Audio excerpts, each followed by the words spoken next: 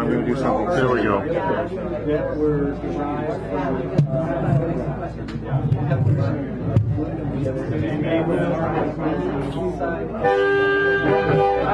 I think to show you already like architecture has been around for years.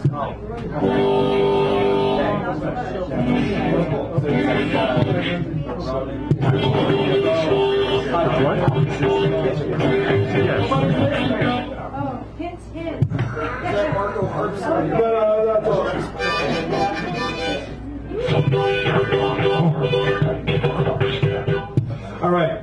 Thank you so much for that. I just had to do that because I do that with my kids in my classroom and they think I'm crazy. But I say I am. So, with that understanding, our clincher closer super duper bulldozer will kick off the second half. Tommy, have a color maker. Give it a round of applause. He's a professional. He knows everything. You just gotta dial him in there.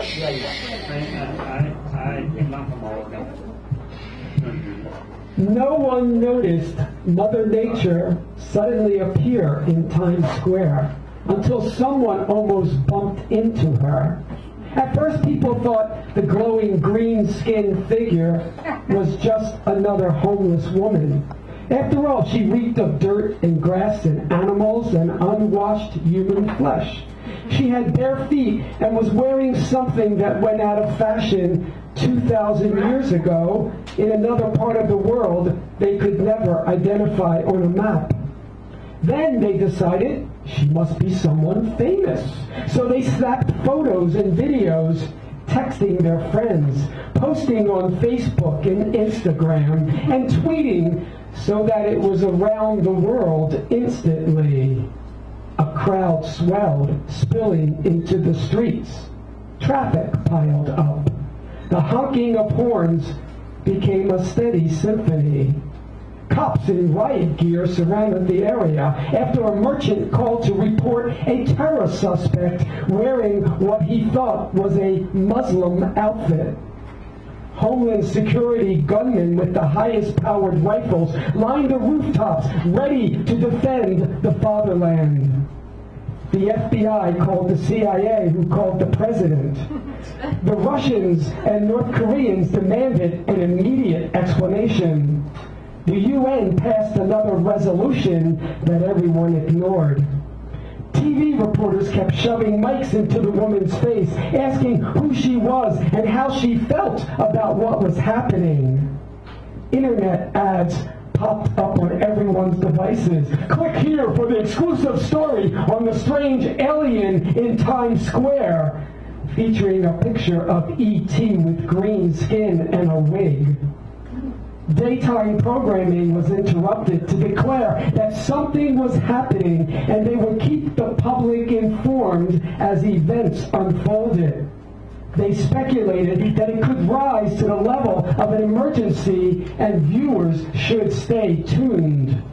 One station cut to a little girl who sobbed that her dog had disappeared around the same time the strange woman appeared. The girl's plea for her beloved pet was tweeted around the world trillions of times. Rival stations began searching for other little girls who had lost dogs or cats or even a jump rope. One station found a couple of dead pigeons in a nearby alley and declared that the woman's glow was fatal to life on the planet. The president addressed the nation via a tweet. The United States has great strength and patience, but if it is forced to defend itself or its allies, we will have no choice but to totally destroy this woman. When people realized that Mother Nature had already begun speaking, and probably had been speaking for some time, something about how urgent it was to save the planet, they and Homeland Security, the FBI, the cops, the press, and the CIA all walked away uninterested in what she had to say.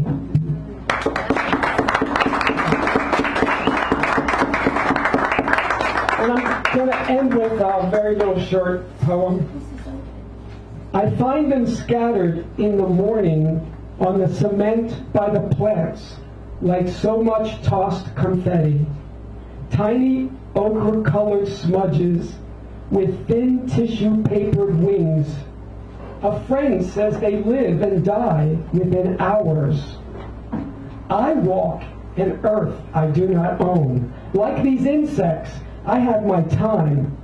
I rant against the shortness of it, curse forces I do not understand, but one day I will fall from the sky as they do, never knowing where I'm heading or if I'm heading anywhere at all. Thank you. Tommy Evercolomeka. We'll be back to close the show. Sharon Scott Kish, ladies and gentlemen. Nice round of applause.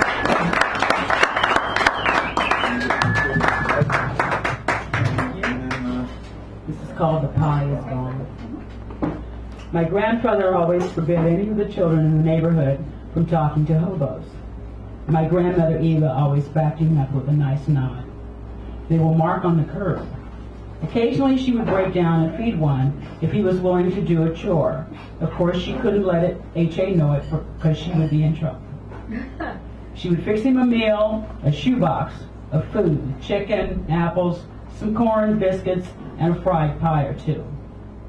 Lester, a lanky, red-faced man from Arkansas, would pass through our town a couple of times a year and wait for the car to be gone out front, which meant that H.A. was at work. We would feed him, give him some chore, and if Grandpa had worked overnight, we would let him bathe and sleep in the garage, which was rarely used since it was easier to park the Chrysler on the front. Just then, she would wake up in the morning and she would fix him bacon, eggs, homemade sausage, biscuits, a tart, and he would be happy. As he was getting ready to leave, she would fix a box for him. In that box would be a handkerchief. If it was holiday time, there would be $1 tucked in it. She would send a handkerchief with lace on it for his mother in Arkansas. She would send a tin of Prince Albert for his father, and she would steal one of H.A.'s Cuban cigars. We would wish him well, and he would go on his way. Sometimes, especially if we were close to Christmas, she would pack some of her peach brandy jam. Famous all over, and some fruitcake for his family. She would also include a little money and a little thing of perfume for his mother. We are outside, he's gone. My grandfather comes home. Someone is marked on the curb in front of the house. She and I look at each other, no words are said. But once we looked at it, it's two circles joined together. We don't know what it is.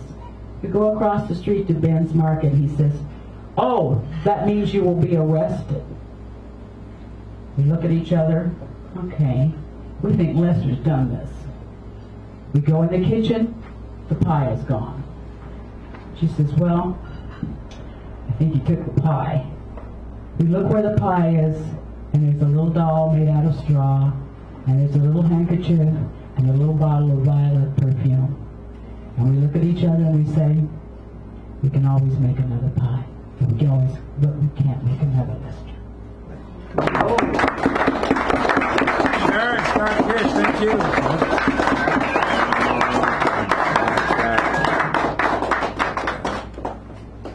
All right, Rob.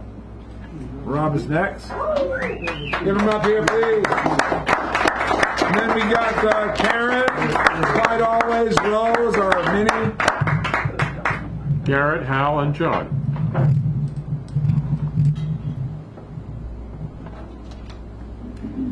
Cliffhangers. I remembered. You remember? Yeah, a little more.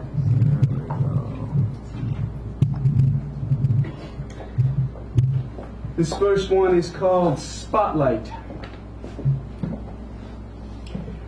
Ah, romance, nothing better or more true, so healing, inebriating, endorphinly enabling.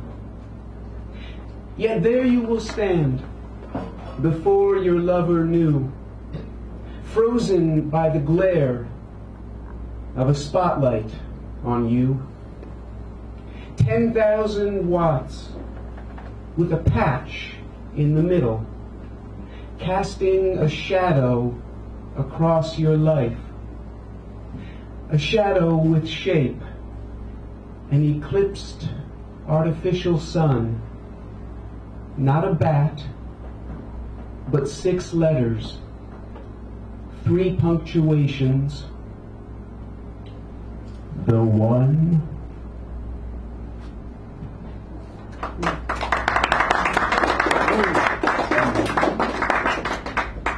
And this is called Probably.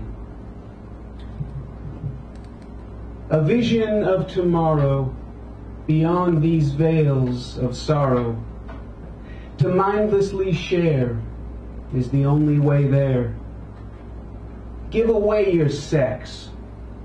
Write only blank checks. Tear up the signs that say sale or no sale. We're not weights or measures.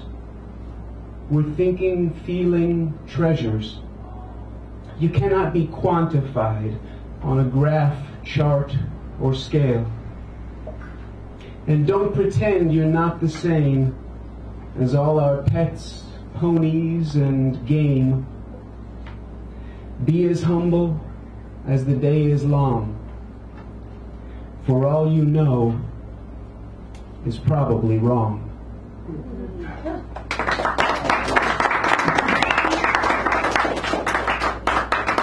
And finish with, this is called Home of the Knave.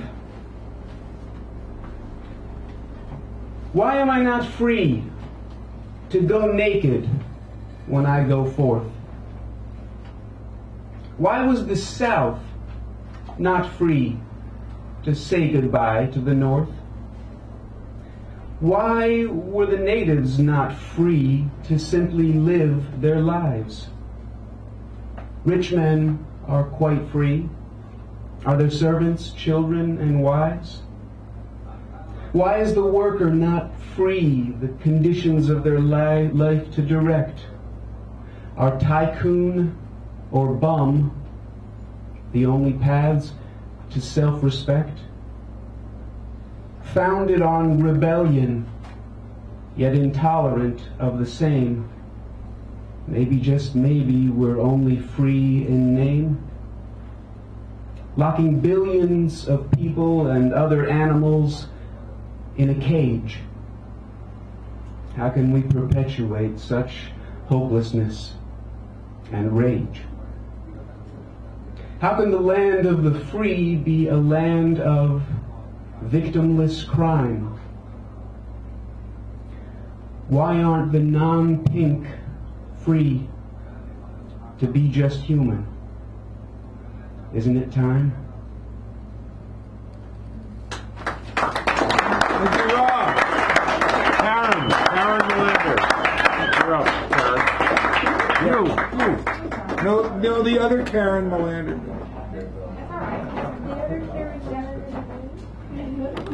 How many Karen Melanders are there? 1,753 in San Francisco alone. Okay. Oh, yeah. Well, I think it's okay. yeah, sure. I think it's all All right. right. Well, we just want to throw. Actually, I was thinking cliffhanger is Trump's edicts, which are cutting up our national monuments. I'm just hoping that there will be another chapter. That this is just a cliffhanger, and there's another chapter, and they will all be rescued. A song, and that's what this is about a little bit. A song of a Native American. I am the Inuit from the Arctic, the Ingalik and Cree, the Shoshone and Pomo, the great Sioux Nation. I am Comanche. I am Aztec. I am Mayan. I am a builder of great civilizations. I am the Americas from the Arctic and Alaska into the far reaches of Mexico and the Caribbean. I am my own peace, The pipes that I quarry glow deep red from ancient soil and blood, yet pure and softer than air, like the soul of my people. My peace is the peace of earth. My spirit is in its waters. My soul rests in its land with the bones of my ancestors. I have seen strangers walk over my sacred plains, desecrate its waters, kill its native bison. I am the plains, I am the waters, I am the life of bird and bison. I am the peace of my people. I wait patiently in the valley of the shadow of death, for I am that valley, I am the plains, I am the mighty rivers now flowing blood and tears. I wait for justice, for my land, my water. I wait for my soul to be free, for I am the sacred land and water. I am the footsteps of all peoples who rest in the dust of earth, blossom in the spring, and become again my spirit and my dream. Woo!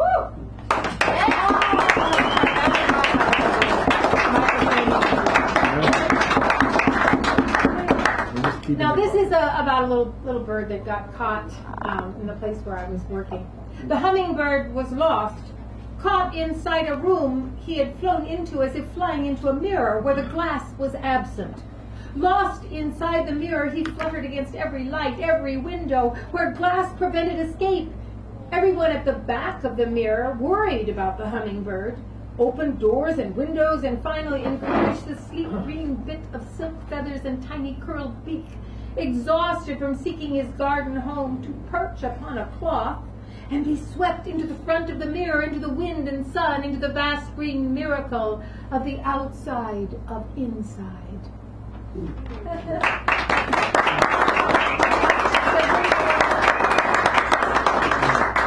The human animal makes noise.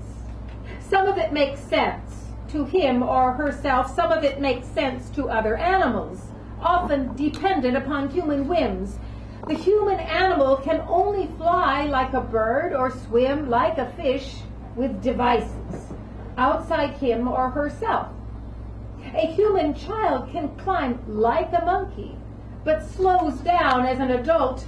The human animal is confusing to other animals because he or she thinks, or thinks she thinks, but doesn't understand the simplest things, like how to survive simply without destroying the world.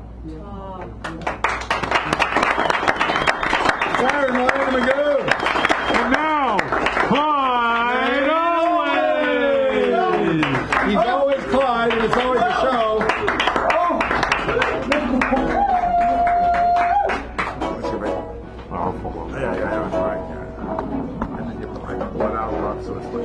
We'll pull it out. I'll show you.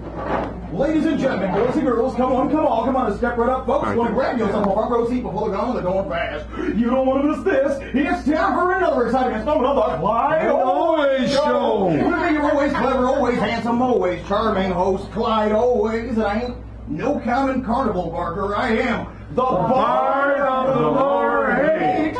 And this is the tale of Tucker and the Toast. Woo!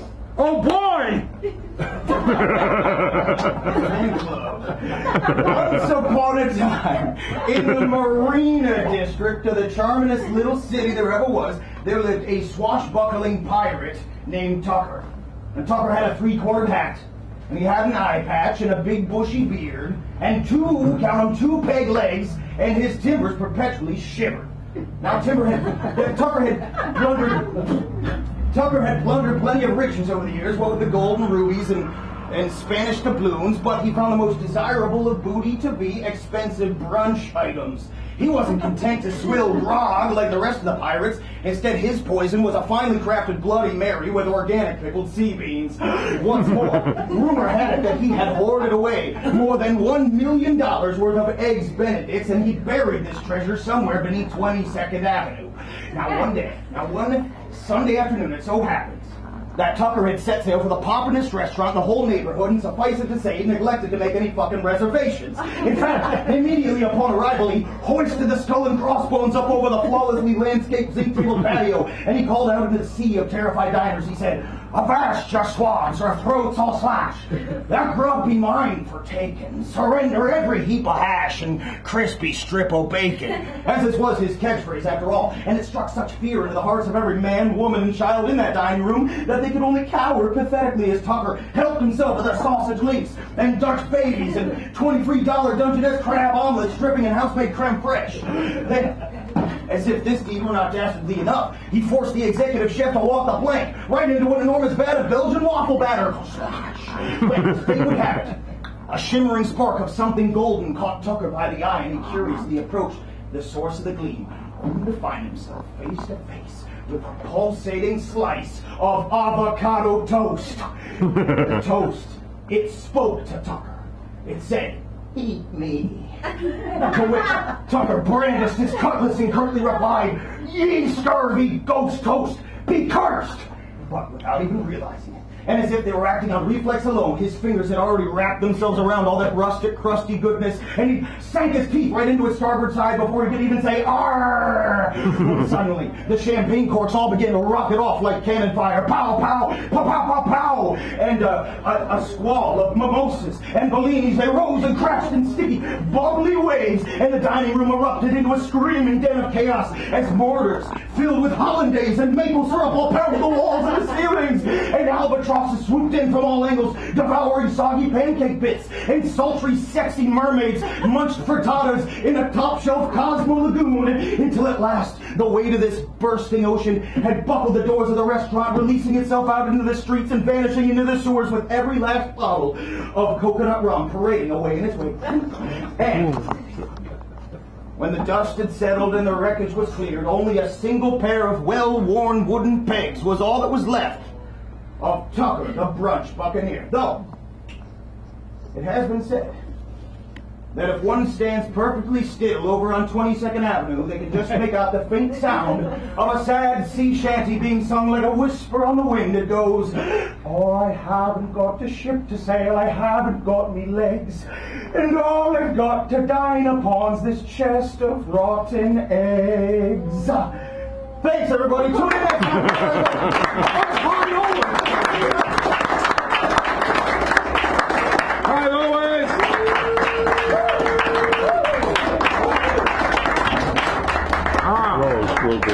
Yes, and now, thank you. We've come to our mini feature of the evening. Rose Barriessa, will you kindly come forth and hail upon us, shower upon us the wit and wisdom that you store in the vast recesses of your heart, mind, and soul. Oh my goodness. I made that We're started on 22nd Avenue of all places. up. I love that place. Spent a week there one day. Right. Next to Alamo. Mm. Well, and actually this story takes place on 22nd Avenue. Oh. I just did something about 22nd Avenue tonight. It's a thank you note. Well, maybe I'll start with what a piece of work, human, how noble in reason, how infinite in faculty, in apprehension, how like a god. The beauty of the word, this paragon of animals. I have of late, of wherefore I know not, lost all my mirth. This great o'erhanging firmament, the air, look you, this great o'erhanging firmament, this majestical room roof studded with golden fire, then why should it appear to me to be a most foul conflagration of vapors? What a piece of work, human, how noble in reason.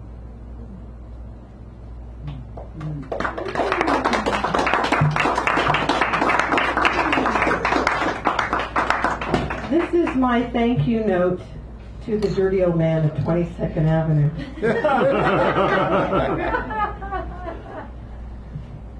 Dear dirty old man,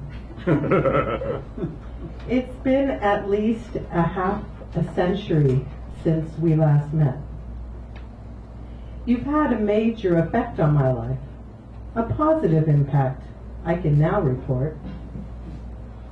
I didn't always feel this way, but I've finished my homework assignments, transmuted your base metal inward, making gold bullion for me to use again and again and share.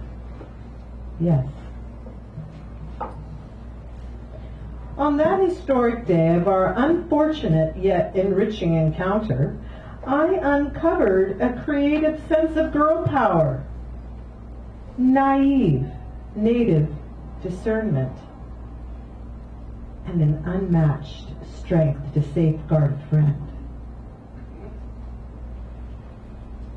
You first approached our bevy of girls and asked us if we wanted all-day suckers. Who didn't want those lollipops? They really did last the day with frequent pulls and sucks on them. And they cost more than a Welsh's sucker, which we seldom or in secret bought since they were owned by the John Birch Society. So you handed my sister $1 and directed her to the corner store on Clement 22nd. I remember wanting to accompany Big Sis. I didn't want to remain with you and Solt while straddling my tricycle. Sister said, "You stay here. I'll check this out at Stanley's," the favored mom and pop store housing the better selection of penny and nickel candy nearby. We remained on the street, Anne and I, and a couple of other kids in conversation with you and in hope of those tasty suckers, despite my gut whispering otherwise. Sister returned empty-handed. You said, "Try the other store in the other direction. Try Appel and Dietrich." So Sister took off, and now I was frustrated with being left behind and started to cry. "Shh," you admonished while looking vaguely uncomfortable. Sis arrived back unsuccessful, and you disbelieved her foraging skills and sent her again to the first store. The other kids dispersed, and at that point you somehow got Anne and I to head into the side hallway of our building, to the left of the garage where the trash cans live, and shut the door behind us. I could almost taste the brown, fog-dampened redwood walls. This spot for let go of what not needed. Veggie pairings mixed with decaying meat and sharp, used metal cans and sour dairy refuse. I gulped this all in, olfactory sensing, and felt creepy and claustrophobic. Why were we hiding here with this old man? I stood with my back against the door in full view of you and my friend. Anne was distressed as you grabbed hold of her and pressed your decayed manhood against her strong yet timid 12 years. She tried to pull away, and you silenced her mouth with one hand as your other roving one molded round her budding chest. Squirming, Anne, squirming me in my own discomfort with this non-consensual, nonsensical scene. You looked at me and I watched your hand move toward the top of her capri pants, now fingering the elastic. That's when I screamed and furiously began kicking the trash can door. Something was really askew here, and it had to stop now. Scream! Kick! Kick! And I got the door unlocked, threw it open, and ran out with Anne unfrozen and racing. We careened upstairs where her father lived, our out-of-breath lungs, hearts pounding with our freedom intact. Then Marvin, Anne's dad, came rushing down, waving a big revolver. I'd only seen that on Rawhide or in a cartoon. But it was real, and he wanted to protect us against you. But you were gone. I dealt with you, and I protected my friend more meaningfully and successfully than any gun. I was a superhero at age 5. These tendencies still thrive inside and outside of me, and now my repertoire includes all people who say no to injustice and boundary crossing.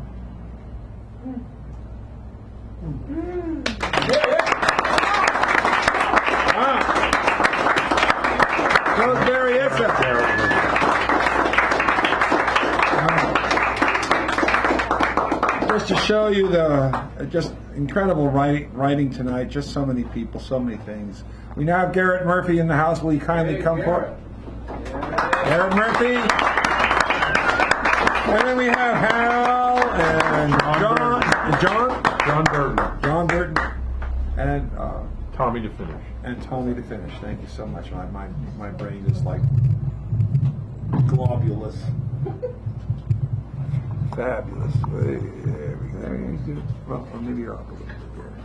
There you go. That's good.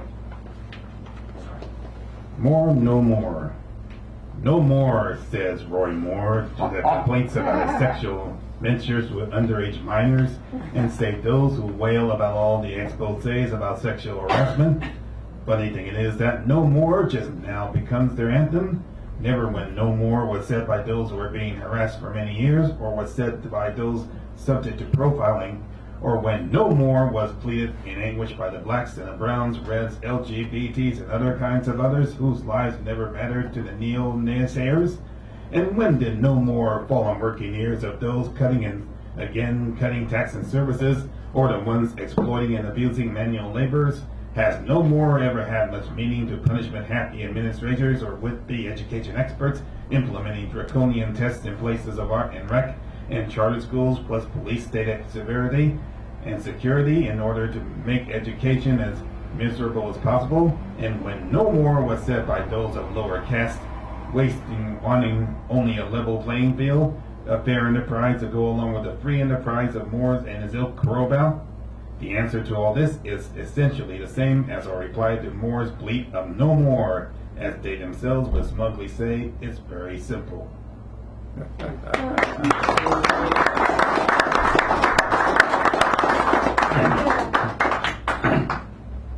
Sorry, Megan, but there are many types of Santa Clauses. Megan, you are just so wrong. You have been infected with an affliction common to perpetrators, oppressors, and many others who have benefited too much from an idea that was archaic before it was new. You do not believe except in your own hubris. You think in your corrupt little world that no one who is not the same culture as yourself can have or possibly produce anyone or anything of consequence, importance, or note. But all cultures, Megan, be they the same as or different from ours, are of consequence, importance, and note. In this unique miracle called life itself, each is but a fraction of the whole of the phenomenon. In short, no one culture can claim to be all. Yes, Megan, there can be and are many types of Santa Clauses. Be they man or woman or otherwise, Santa exists as much as the concepts of gods, goddesses, deities, and more, in service of generosity, devotion, and the most powerful force of all, love, and by extension, self-love. Such is the basis and foundation for beauty and joy in one's soul. Also, how dreary it would be to be informed with impunity that you and your own are of no consequence, importance, or note. As horrific as being informed that one is considered of flawed genes, or that one is somehow foreign simply because one is not of a nation's dominant culture. Familiar, is it not, Megan? Only from the other side for a change? Only one Santa Claus. Might as well believe there is only one legitimate language, religion, hue, creed, or family type. But then you and yours tend to think that anyway. You might get your colleagues from the bogus pack of foxes or treacle party to try and pry into everyone's psyche to inquire if they believe such folderol, that your definition of Santa Claus is the only one that exists. But even if most or even all of those you asked said yes, what would that prove? If you look closely enough, you would find that even among those of the same group or dominant culture, that there are quite a few differences in their interpretations of Santa Claus, practically as many as the number of persons you ask. You may try to pound into the head of a child of color the delusion that Santa Claus can only be perceived by the standards of your culture, just as for years men have tried to pound into the heads of women that they are the inferior sex. But not even the strongest or most forceful coercion into self-hatred can completely eliminate the need to feel of importance, of note, and of consequence. And that is to say nothing of the most powerful force of all, love, and by extension self-love and self-pride. Ah, Megan, all your efforts to shape the imagination of self into your most narrow mold are foredoomed to failure. Only one Santa Claus? How absurd. As long as one can perceive a Santa Claus, there will be Santas of all types. Black Santas, white Santas, red, yellow, brown, and all colors, men, women, children, fat, thin, tall, short, bearded or not, and quite likely even a few with chickenpox. Years from now, Megan, and beyond that as well, Santa Claus will continue to be interpreted to many and all of the many descriptions possible, by this or by any and all other names, which for Megan is truly a holiday miracle.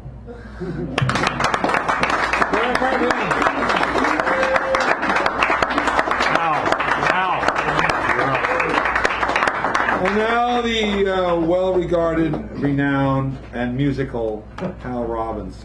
Yeah, yeah. Mr. Hal, as you know. Well, a cliffhanger is a literary device where you leave your characters in peril, and then the reader is anxious to catch up with them. Edgar Rice Burroughs would certainly do that. Yes. At the end of a chapter, would leave his heroes in some terrible predicament. And the movies used to have serials also, which were shown with the picture. These would actually show the hero apparently blown up at the end, but the next serial would show that what they didn't show was that Spy Smasher actually got out of the car just before it blew up, and then it would take you on to the next one. But I just wanted to say that a cliffhanger is still that thing in that form, even if you know how it comes out. Anyway, this is a seasonal poem. The Journey of the Magi by T.S. Eliot, or Maggie, depending on how you pronounce it. A cold coming we had of it, just the worst time of year for a journey, and such a long journey. The ways deep and the weather sharp, the very dead of winter, and the camels, galled, slow-footed, lying down in the melting snow. There were times we regretted the summer palaces on slopes, the terraces, the silken girls bringing sherbet, then the camel men running away and wanting their liquor and women, and the night fires going out, and the lack of shelter, the cities hostile, the towns unfriendly, and the villages dirty and charging high prices. A hard time we had of it. In the end, we preferred to travel all night, sleeping in snatches, with the voice ringing in our ears that this was all folly. Then, at dawn, we came down to a little narrow valley, wet below the snow line, smelling of vegetation, with a running stream and a water mill beating the darkness, and 3 trees on the low sky, and an old horse, an old white horse, galloped away in the meadow. Then we came to a tavern with vine leaves over the lintel, 6 hands at an open door dicing for pieces of silver, and feet kicking the empty wineskins. But there was no information. And so we continued arriving that evening not a moment too soon, finding the place. It was, you may say, satisfactory. All this I am telling you was a long, long time ago, and I would do it again. But set down this. Were we led all that way for birth or death? I had seen birth and death before, but had thought they were different. There was a birth. We had evidence and no doubt. This birth was hard and bitter agony for us, like death, our death. We returned to our places, these kingdoms, yet no longer at ease here in the old dispensation with an alien people clutching their gods. I should be glad of another death. Thank you.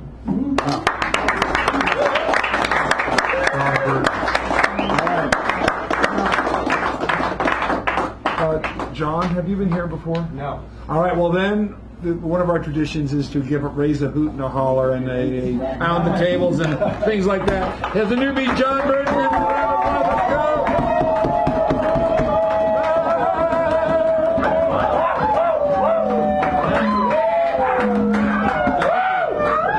Is that John Burton? To my ears, that was actually 2 hoots and 3 hollers, but thank you very much. Well, you know, we aim to please. So, 3 poems I'm hearing, is that correct? Well, it's a 5-minute 5 minutes. stint. Oh, okay. Like that. I wrote this first poem, it's called Responsibility. I wrote it in the aftermath of a little legal entanglement. Take responsibility, that's what they say, but it's an enabler's mantra, a tautology for the obtuse, a chant that the oppressors aim at certain people, not in their coffee pledge. Yes, take responsibility, they say, with mature, indicting eyes, with mocking, mid-throated spews, lacing it into their every oration, framed with shaken heads and smirky grimaces. They condescend to compel this smug imperative, this learned mandate, just to hear themselves say it. Like a rite of passage to adulthood, like a glimmering merit badge, as though its very utterance, its echoed evocation, causes secret doors to slide, heads to nod, invisible forces to align. Ooh, as though its very enunciation is the handshake of the initiated, and that for being uttered, cadenced, and rolled off the tongue needs no further elaboration, that its proper nuance and delivery enshrines them in the club. But they don't know what they mean. Ask them. Go ahead, ask them. I'll tell you what they'll say. It's, well, don't you think people should take responsibility? Because it's all they can say. Because the truth is they mean nothing at all. Alas, it's just a game to them. A game amongst a litany of jockeycratic games. A touchstone merely. A false god propitiated with a word.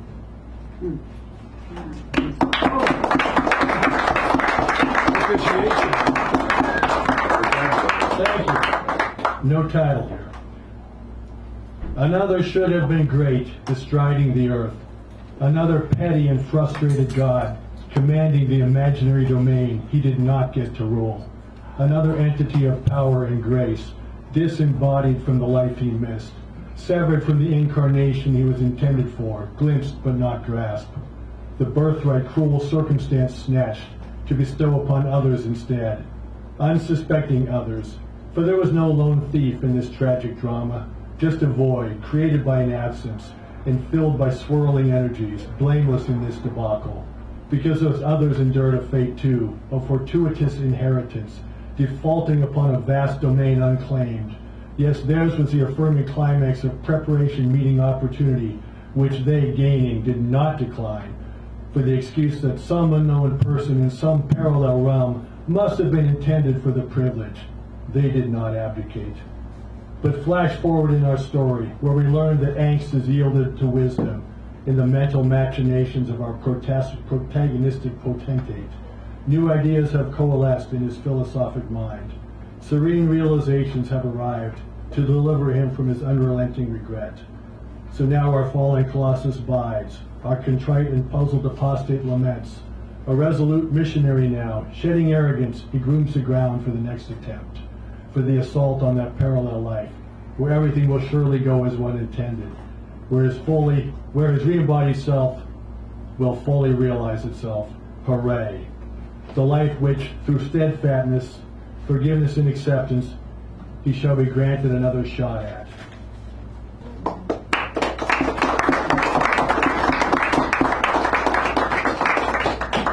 Now one more. I am the poet laureate, the versifier supreme, the rhyme master, the wordsmith, the most eloquent, grandiloquent motherfucker of my day. I am the one whose affirming phrases will be inscribed on temple walls, yet unbuilt, whose collocations will adorn oak-paneled monuments to learning, marbled shrines to nobility of spirit, and italicized introductions to scholarly essays. Yes, 'tis I whose confidence of erudition, ease of coin, and succinctness of rendition will inspire the next generation. Inspire hell. I shall burst the bubbles of their wonderment and birth their fledgling yearnings to celebrate their own situations. For I am the torchbearer of my own ever-evolving tongue, a Shakespeare, a Goethe, a Pushkin, a Donne, an unfurler of tapestry of majesty and power, the author of close-fisted pumpings of limbs and epiphanated quests for transcendence.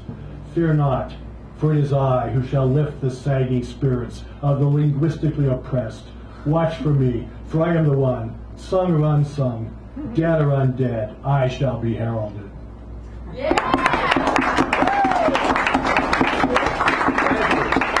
John Burton. And now our closer of the evening, Tommy Avicola Mecca's coming back. Can you give this to Rose? For that thing that you read, could you put where it came from? What a piece of work is, man. It is? Okay, I didn't know. You just then put that on there. I thought it was somebody else. I remember from the musical Hair. That's what I remember. So anyway, it's okay. So I'm going to close with a song that I think is appropriate for the season. If anybody happens to be a spot here for BMI or ASCAP, the song is in public domain. Google it right now on your phone as soon as you figure out what I'm playing. The song is an old traditional religious holiday song. I won't say that other word that the idiot in DC wants us to say, so I'll say holiday song. I hope he hears me say that. It's a traditional holiday song, but I altered the lyrics a little bit.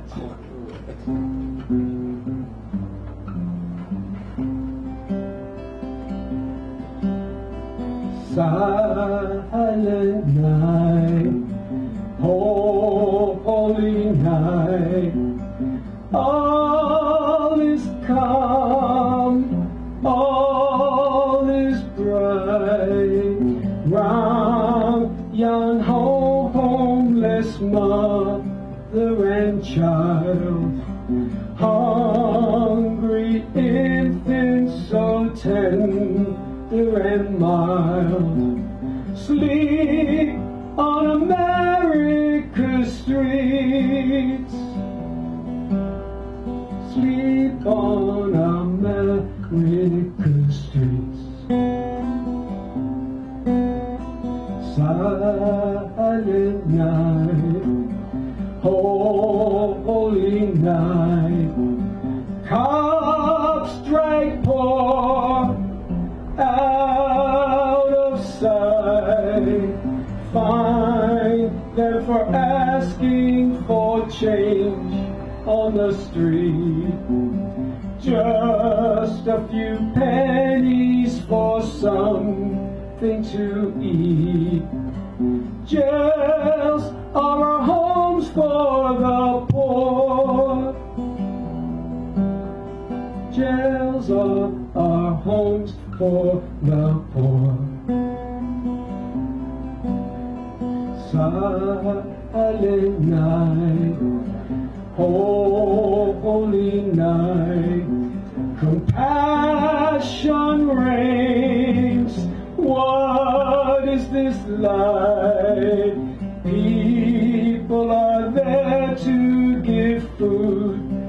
the poor, opening hearts to the ones who need more. All for one night of the year, only one night of the year. Silent night, holy night, no one stirs, ground is white, snow is falling on the city so mean, on the mother and child who are ever so lean. Dead on America's streets, dead on America's streets.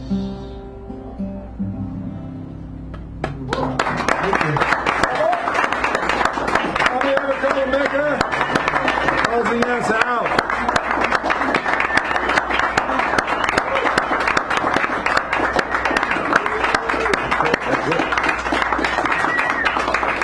Wow. So,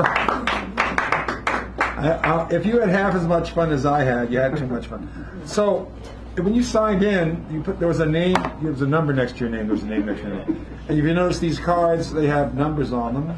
So the magic of randomness allows me to have him shuffle these cards, and I will cut them. But I will reintroduce the books of the evening. Bruce Magnell, who you've seen, has put his book into the mix for the door prizes. So there's quality there. The Gollum Poems of Love, Loss, and Being Mortal, Lenore Weiss. Someone said, "Oh yeah, that's a great poem." Jeanette Du Bois, another luminary. Forbidden Medicine Listens in the Light by Teresa Mikkel, another great poet. I have a book by hers. And then the Ink Dark Moon, Love Poems by Onono Komachi and Izumi Shikibu, Women of the Ancient Court of Japan, translated by Jane Hirschfield. So there's some stuff in here. My mom would say there's some stuff in it. Anyway, all hail the belly button. I know it's silly, but it could be something. And Michael McClure's Jaguar Skies, as well as this historical document, soon to be historical. And we can pause this. What about the book about Limoges porcelain? The what? I brought in a book about Limoges. I'm going to use that next week because there's. Yeah. But no, I mean the 10th, the 10th of January. Thank you. And these have been shuffled. They're shuffled. And who is number? Who's number 7? Number 7 is the first winner of the Brett.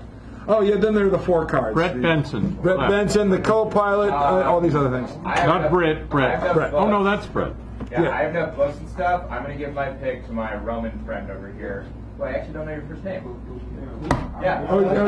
He's Alex. Alex, go ahead. So, come on up, Alex. Alex, take one of these fine things as your heart and mind desire. I'm going to take the McClure. All right, Michael McClure goes. Who's 26? 26 does not exist. That's Tommy, but you have him twice. Yeah, I know. That's Tommy Amakolamega. Because when they that's do fine. that, That's fine. That's Tommy you put him in Amakolamega. twice. Give him twice as much shot. Yeah, I know. That's why. Okay. That's why. So you didn't put in 13? No, yeah, he's in there somewhere. How about the mini feature? You want the mini feature? Okay. Tommy Amakolamega.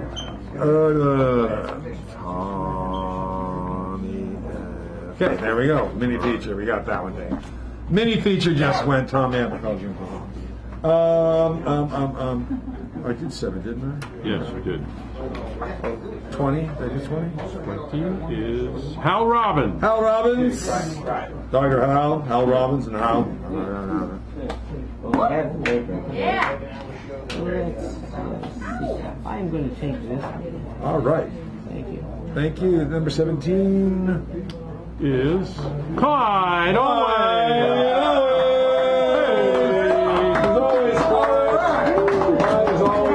Any of this left or no? Huh? Any of this left? These are all left. I'll take Keno. Keynote. January 10th, right? Yeah, January 10th. Thank you. Keynote. January 10th, we come back. And then who is number?